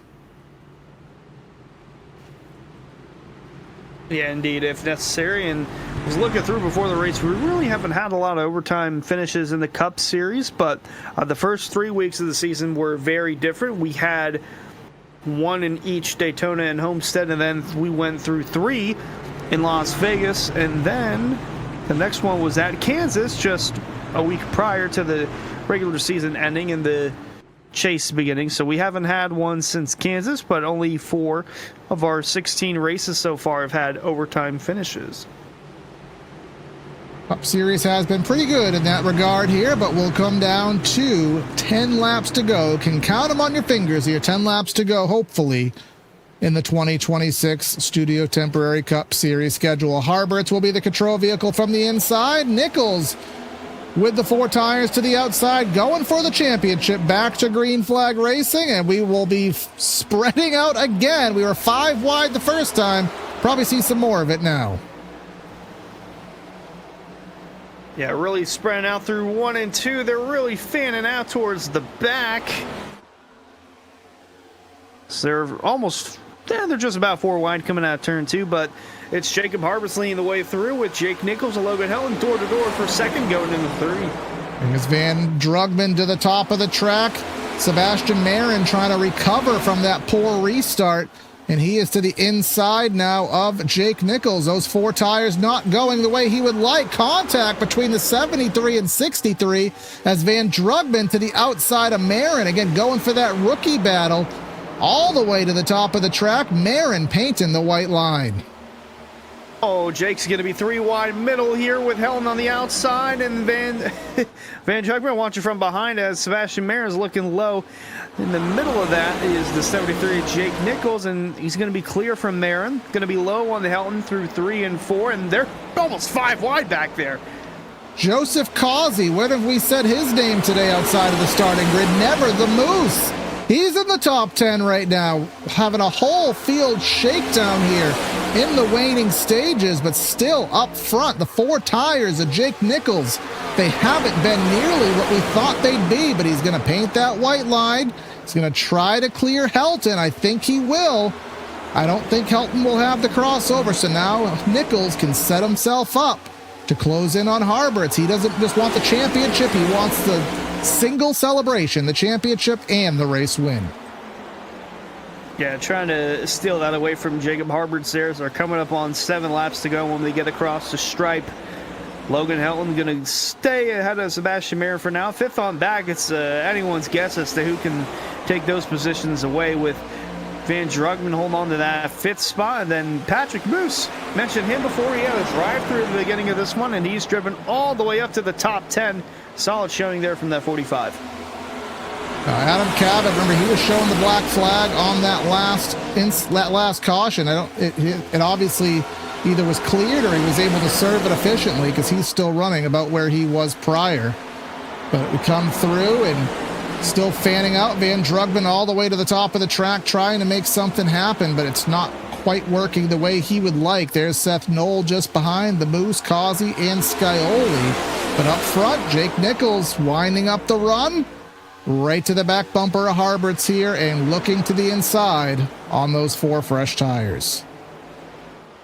Yeah, looking to come through and get that lead from the 80 of Harberts, and he's going to stay door-to-door with him for the time being, but he'll have his work cut out for him heading into turn 3. In a side draft, now he's going to try to send it on in there and just try to see if he can clear, but the 80's going to run a low line, make it difficult, stall the momentum down, and now Marin will run the top line there, and he'll have a head of steam, and now Nichols is going to go for the lead. He might get it at the stripe, but all the while, it's going to bring Meriden with a head of steam as we're back under caution. Oh, Travis Beckner.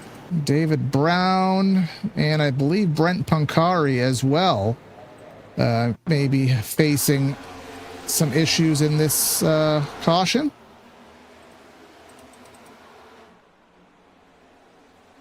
Let's see. Oh, okay. It was something with Beckner and Brown, and Pancari may have been just an afterthought here. So this should put us very close, if not actually into overtime, by the way. But here is Nicholas Beckner to the top. Oh, Brown again just kind of washed up, ran out of room, ran out of handling. Remember, he stayed out on that last caution. And I assume that the penalty will probably land in his direction, but we'll get the final word from admin. As 4 to go, Nichols will have it, and we'll have to dust off the stat sheet, Hunter. I think this will be the first ever Auto Club overtime finish.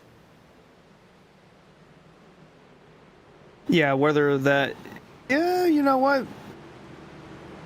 Probably will be. I was going to say, it might not be a scheduled overtime finish, but... We'd have to get 1 to green this time by. So if we see blue lights on the ticker, it'll be a regulation green-white checker. But if it is not, then we will be pushing overtime. And admin are giving the 2 incident points on the rec sheet to the 83, as I kind of predicted. And again, those will carry over into next season, as we can't serve, obviously, anything at the end of the season. And admin doesn't just want they still want you to deal with what you earned, but do have a split bag back of the field. Shouldn't make too much of a difference. But indeed the case, we will have overtime. Yeah, that's gonna bring a wrinkle into the things for some of these guys, as coming in to make 1 final pit stop, repair damage, and try to go at it for the final 2 laps of the season. So again, just kind of putting everything into play here. Jake Nichols, who is the leader, he was in that prime position. All he has to do is not wreck. If he doesn't wreck and he finishes in the top 10, it is his. So as much as he wants to win, he's going to have hungry drivers behind him. He's going to want the win. He wants the sole trophy, the whole presentation to himself. But I go back, again, we go back to 2014, Hunter. Think of Jeff Gordon at Texas. He didn't need to win the race. He could have just gave Keselowski the lane. He would have finished top 5. He would have had enough points to go to Homestead. But he didn't do that, and he cost himself the chance. So sometimes it's better to be cautious than to be aggressive. Absolutely the case, as you never know what can happen in this final 2 laps here. And I don't know why I brought that one back up, because now I'm going to have to rewatch it in pain, because I was still not over that one, let alone Ryan Newman at Phoenix with the dive bomb into Larson. But let's not bring up the past. Let's bring up the present here, as we will go 2 to go. Our first overtime finish in Area Auto Club history. And put your guesses in chat. Actually, let's do it now, Hunter. We got a lap to dissect it here. What do you think our lead change guess is? We haven't gone over it yet. Lead change? You talking for the whole race? Yes. Cautions, I think, is easy enough. I think we've already kind of figured that out. But The lead changes, we usually average about 12, but this one has been a little bit more hectic, so I'm going to say 23. I'm going to go 30, because I'm just going to, I mean, at the stripe, that's where it counts, but survey says, by Blue Chip Pool Builders, okay, 16. So, again, these are official at the stripe. If we account unofficial lead changes, it probably is about 45, but 16 official lead changes here on the day, and will we have another one in the next 2 laps? Get Nichols with the fresh tires to the outside. Logan Helton, I don't believe he has seen victory lane this season. He has not. Harberts has not. Of course, Marin and Van Drugman have been there many times. Knoll has been there twice. But again, Jake Nichols wants the trophy for the title and the trophy for the race, and he's 4 miles away from it. Yeah, coming up on potentially the final restart of the season for the Area Cup Series. It all comes down to 2 laps at Auto Club. Can Jake Nichols hold on and possibly win the race and the championship at the same time? As we're getting the green flag, Jacob Harber's looking to end his season on the high note with a win. As we always say, if we can get to the white, we'll make it to the checkers, and there is a huge move. Harbert's blocking Marin, really stunted Marin's momentum. There goes Van Drugman to the outside. Remember, if too many drivers separate the 56 and the 66, we may have a Rookie of the Year battle change there for a $100, but all the while, Nichols with the comfortable lead into 3. Yeah, looking to drive off into the sunset with this one. He's got quite a bit of gap between himself and second place. Logan Helton trying to get around Jacob Harbers. He will. Van Drugman into Joseph Causey there coming out of 4, but to no avail. The white flag's out one more time throughout Auto Club. Oh no! Scioli wrecking hard into the inside wall, but we stayed green. Oh my gosh! He's flipping like crazy through turn 1, or someone was. A phenomenal wreck has occurred in turn 1, but down the backstretch for the final time, Jake Nichols looking to make history once more, hasn't won an Auto Club, and is looking to become a 5-time Area Cup Series champion. He's going to come to 3 and 4 here, leading many races here this season. Going to go for win number 3. Area history is going to go to Jake Nichols. He's going to win the race, and more importantly, the season championship. Jake Nichols wins here at Auto Club and wins the 2026 crown.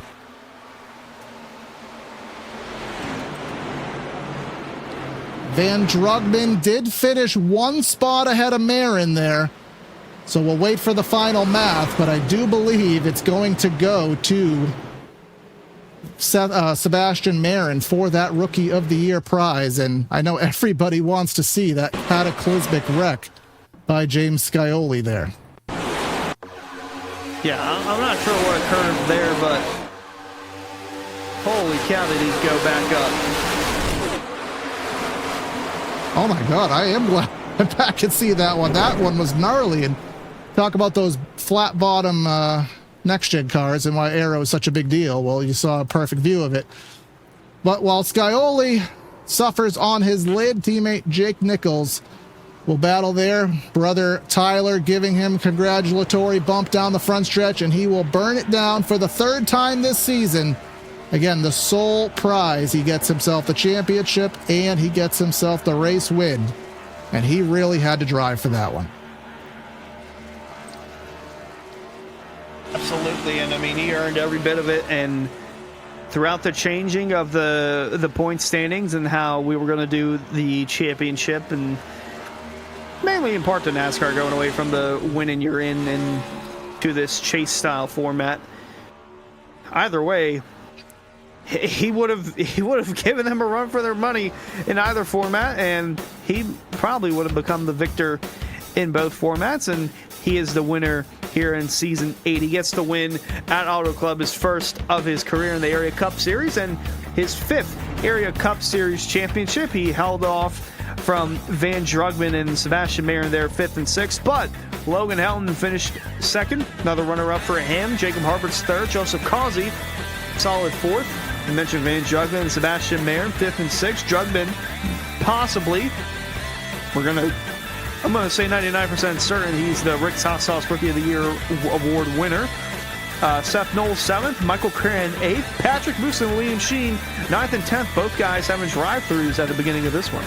We'll head back outside of the top 20. Adam Cabot led some laps here. John Forbes, good recovery, up 12. Jeremy Miller, 13th. Josh Cottle, David Weishart, Rocky Boyd, Reese Schaefer. He was 5th coming in. We'll see where he shakes out. Connor Horn was off strategy, never really recovered.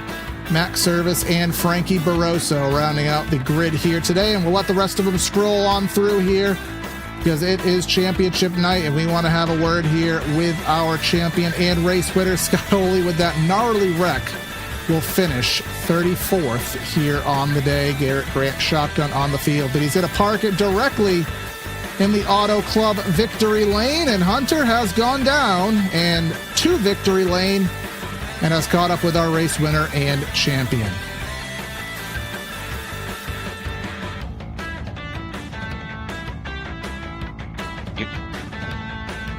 Yeah, here with Jake Nichols. Congrats on the win, Jake, and on your 5th Cup Series championship. I know your brother started on the pole, just had to end it off with the Nichols starting first and finishing first. Congrats once again, and take me through your thoughts on Auto Club and just how chaotic of a race it was from start to finish. Oh, I love this track. I wish there was a little less draft, but I don't mind it. It's got its own unique flair to it.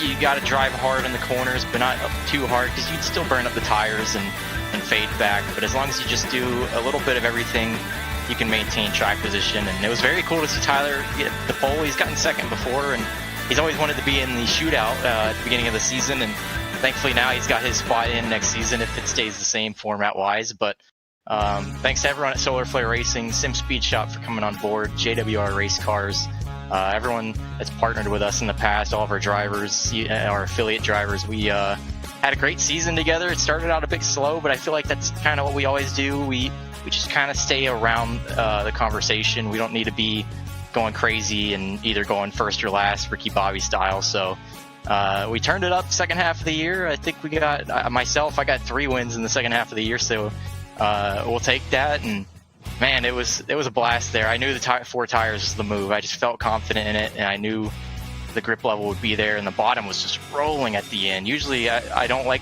running the bottom here. I like running the top, but it was just so good. And thanks to everyone.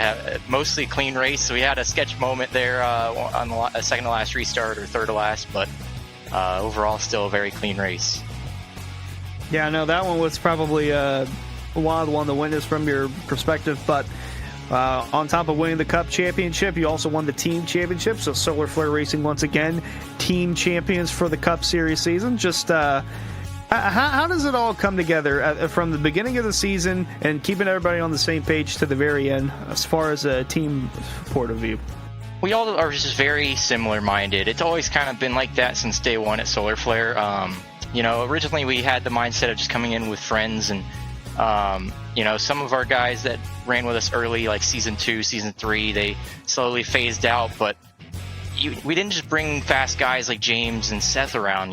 These guys, we started hanging out with them, and they fit our vibe to a T. And I think that what really helps is that we all are similar-minded, where we're just trying to make sure we're at the finish and we're clean and respectful. And there's a lot of times where we finish 1, 2, 3 where we might not even deserved it, but we just got together and just rolled to the front together, and we just clean house, and we're so consistent. And that's really the name of the game for this style of just season-long points for the team title, that we just stay consistent. I think I had like 13 top 5s this season and like 15 top 10s. So it's like when I'm not winning, I'm still right there in the conversation, and those points just add up over time, and that's what carries us. Yeah, unbelievable job this season from you, Jake. The dynasty of Solar Flare Racing and Jake Nichols continues. This season 8 champ, Jake Nichols, gets it done here at Auto Club. Thank you, guys.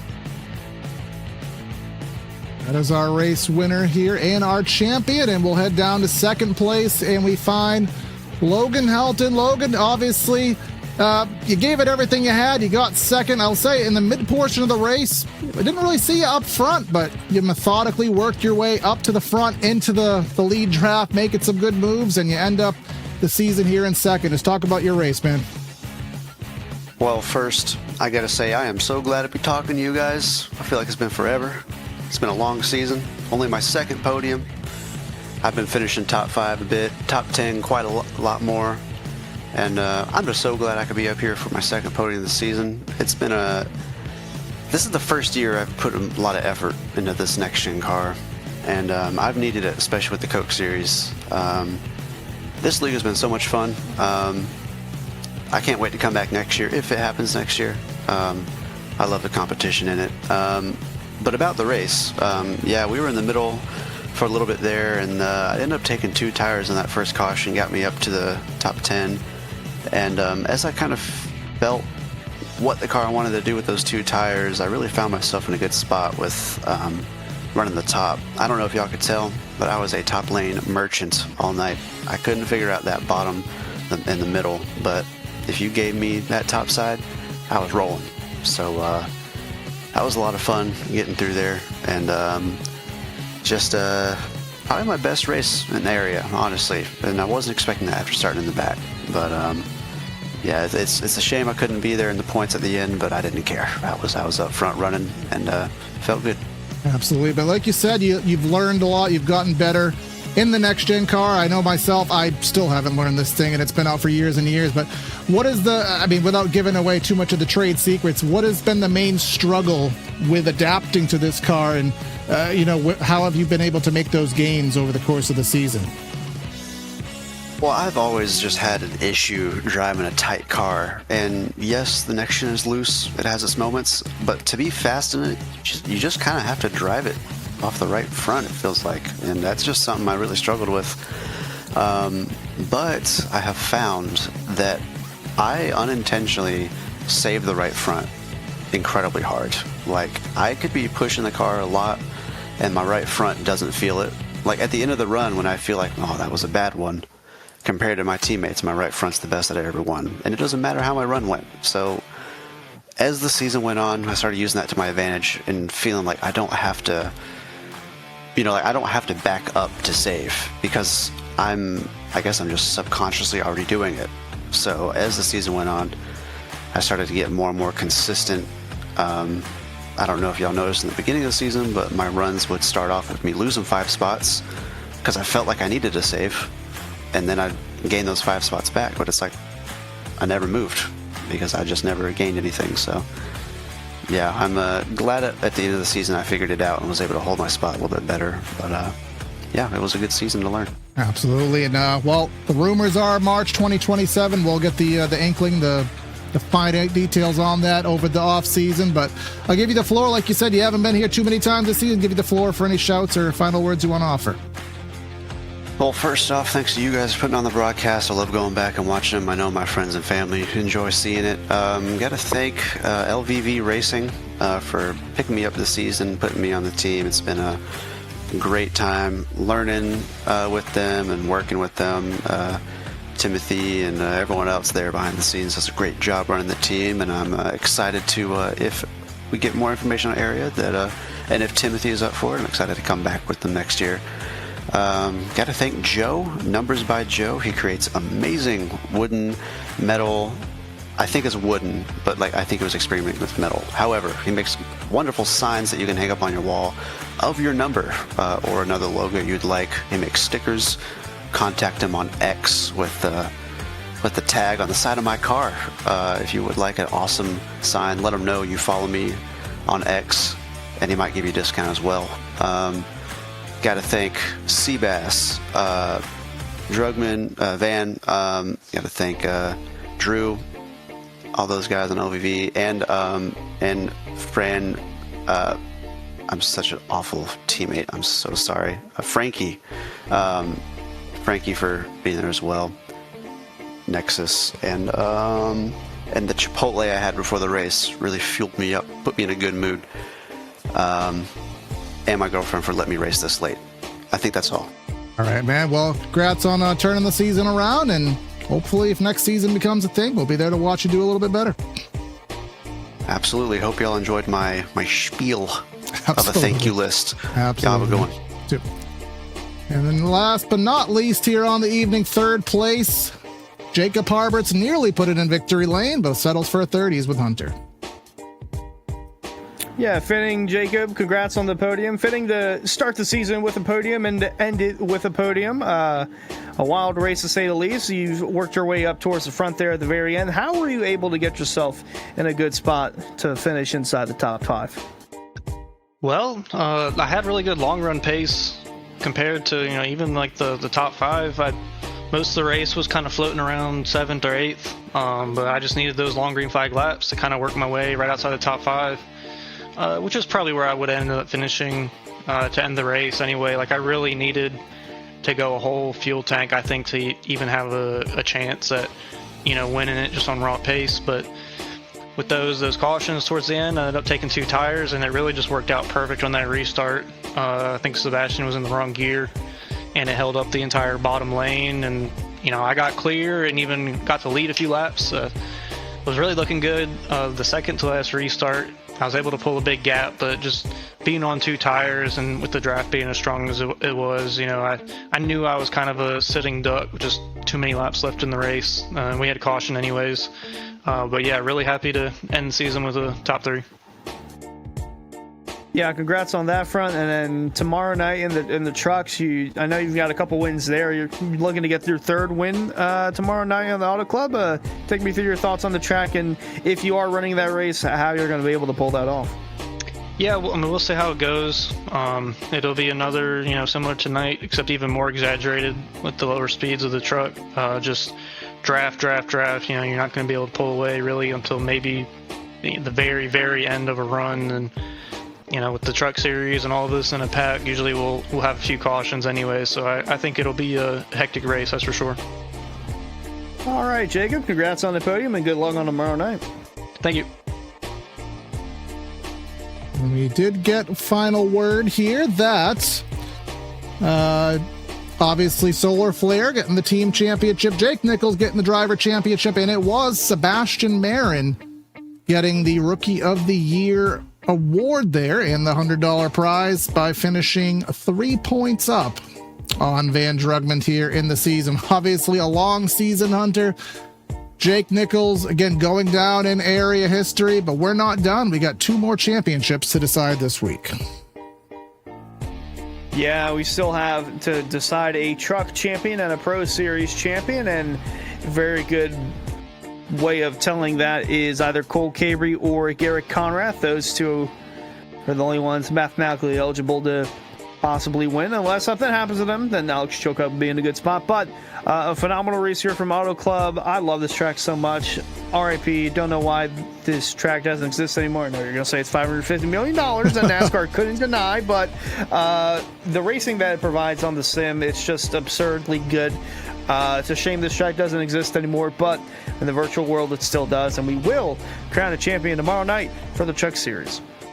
Absolutely. It will be fun. Make sure you like and subscribe. Also, if you're on the Area iRacing Twitch, consider following over there, and stay tuned for the next couple races here for Area, and then again, stay tuned to social media on Area iRacing socials for the 2027 Cup Series campaign and when that will fire off, and we'll be looking forward to watching the next couple races this week. That's going to be Corey and Hunter signing out. Have a great night, and we'll catch you tomorrow.